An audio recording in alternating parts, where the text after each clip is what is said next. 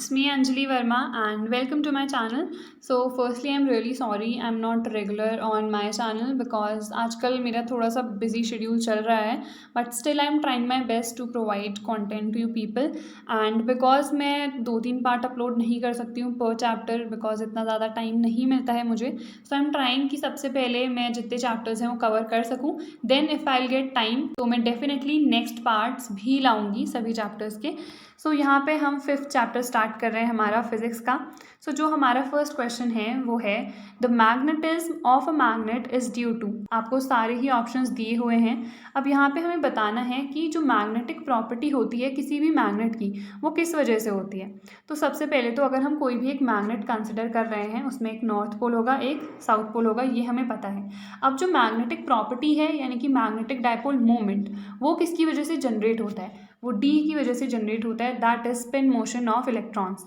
यहाँ पे अगर हमसे कहा जाए सिर्फ एक मैग्नेट नहीं किसी भी ऑब्जेक्ट में अगर मैग्नेटिक प्रॉपर्टी है तो वो किसकी वजह से, so it is always because of the spin motion of electrons. Electrons में भी दो तरह के मोशन होते हैं, लाइक ये है हमारा न्यूक्लियस एंड इसके अराउंड इलेक्ट्रॉन्स रिवॉल्व कर रहे हैं, तो विच मीन्स ये एक ऑर्बिट में मूव कर रहा है। तो एक तो होता है इसका orbital motion, orbital motion which means जब वो न्यूक्लियस के अराउंड मूव कर रहा है अपने ऑर्बिट में।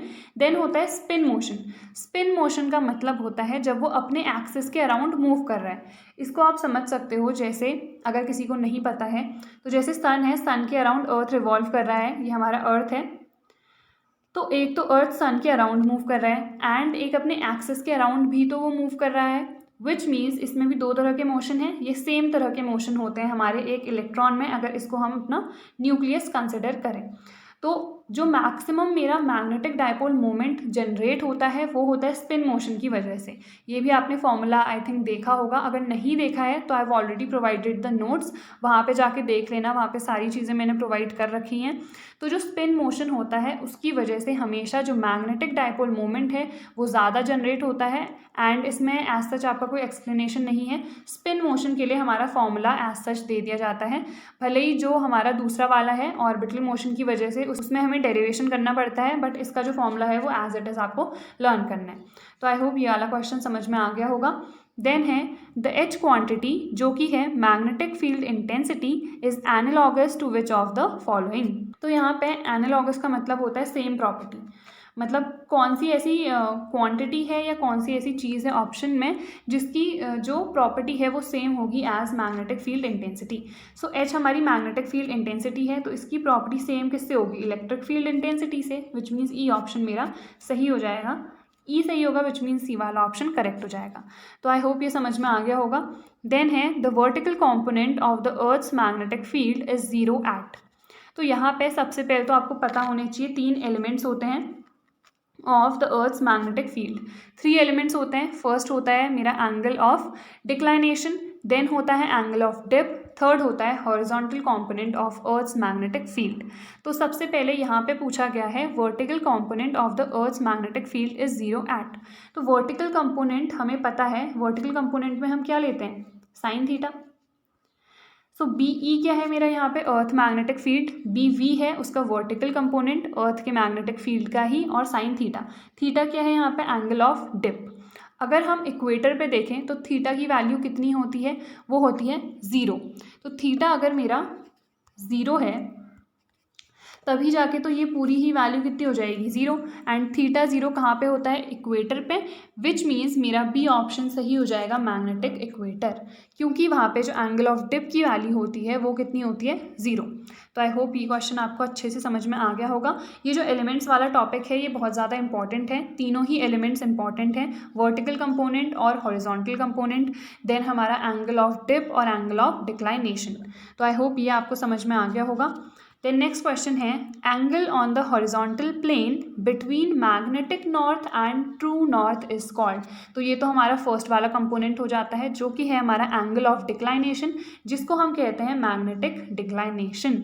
तो ए ऑप्शन मेरा करेक्ट हो जाएगा। ये काफ़ी सिंपल सा क्वेश्चन है एंड इसमें आपको डेफिनेशन भी पता होनी चाहिए कि अगर हम इसकी डेफिनेशन की बात करें कि मैग्नेटिक डिक्लाइनेशन या फिर एंगल ऑफ डिक्लाइनेशन क्या होता है। So it is the angle between the geographical meridian and जो हमारा मैग्नेटिक मेरिडियन होता है एट अ प्लेस, किसी भी प्लेस पे अगर हम ले रहे हैं तो यही डेफिनेशन है on the horizontal plane between magnetic north and true north. तो ये सिंपल सी डेफिनेशन है। अगर आपको डेफिनेशंस वगैरह याद हैं, फॉर्मूलाज याद हैं, तो ये सिंपल वाले जो क्वेश्चंस हैं वो आप कर सकते हो।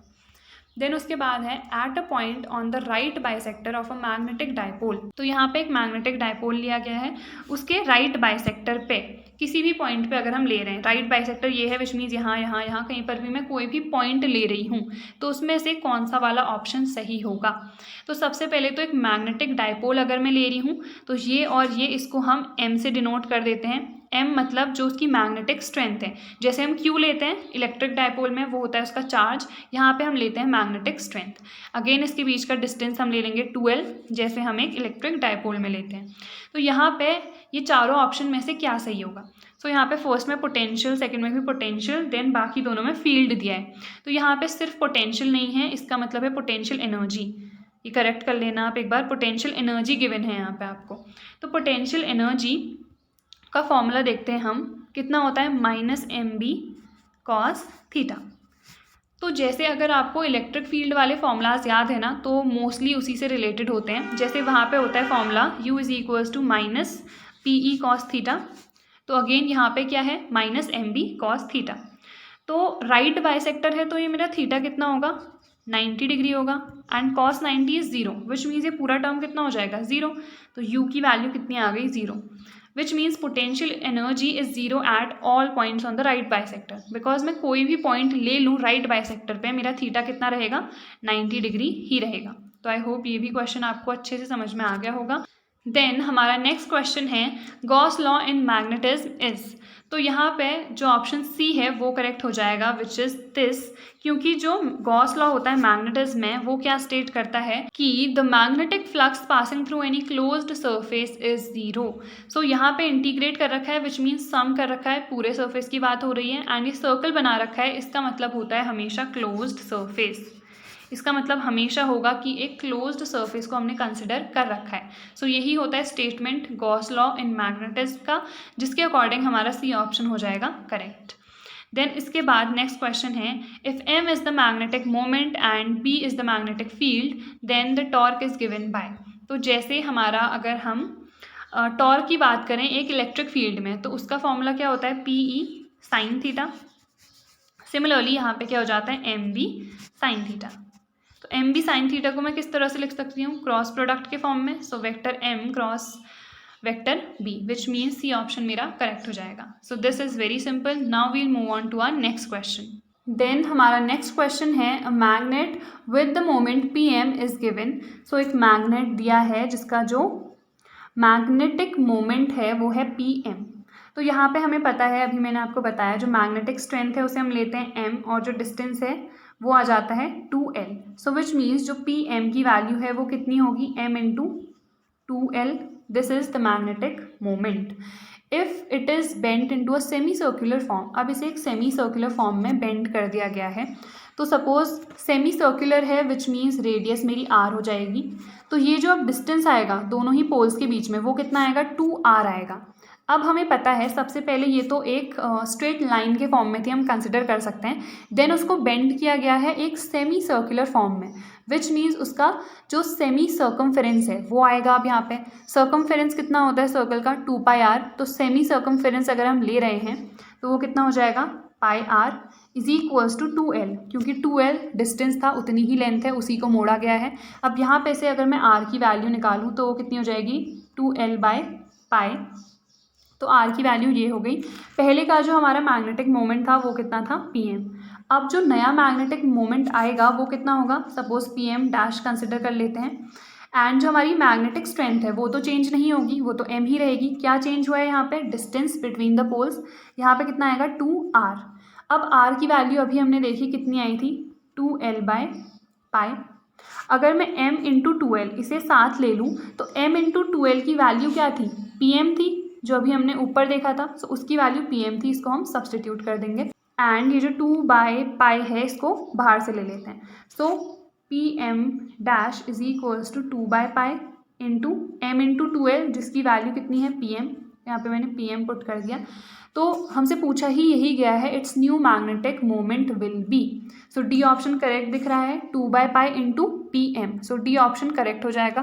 काफ़ी सिंपल से क्वेश्चंस हैं, बस आपको ये ध्यान रखना है कि अगर उसे बेंड किया गया है सेमी सर्कुलर में तो हम वहाँ पे πr लेंगे, ना कि 2πr। अगर उसे सर्कुलर फॉर्म में चेंज किया जाता उस केस में हम 2πr लेते, बट यहाँ पे सेमी सर्कुलर फॉर्म में उसे बेंड किया गया है।